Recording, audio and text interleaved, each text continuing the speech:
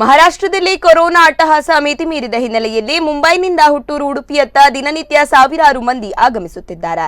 ಪ್ರತಿನಿತ್ಯ ಸಾವಿರಾರು ಜನ ಕೊರೋನಾ ನೆಗೆಟಿವ್ ರಿಪೋರ್ಟ್ ಹಿಡಿದು ಬರುತ್ತಿದ್ದು, ರೈಲ್ವೆ ಸಿಬ್ಬಂದಿ ಜನರನ್ನು ಥರ್ಮಲ್ ಸ್ಕ್ಯಾನ್ ಮಾಡಿ ನಿಲ್ದಾಣದಿಂದ ಹೊರ ಕಳುಹಿಸುತ್ತಿದ್ದಾರೆ. 2 ವರ್ಷಗಳ ಹಿಂದೆ ಊರಿಗೆ ಬನ್ನಿ ಅಂತ ಊರವರು ಹೇಳ್ತಿದ್ರು, ಆದ್ರೀಗ ಬರಬೇಡಿ ಅಂತ ದೂರ ಮಾಡುತ್ತಿದ್ದಾರೆ. ಇಂತಹ ಪರಿಸ್ಥಿತಿಯಲ್ಲಿ ನಮ್ಮ ಊರಿಗೆ ಬಾರದೆ ನಾವು ಎಲ್ಲಿಗೆ ಹೋಗಬೇಕು?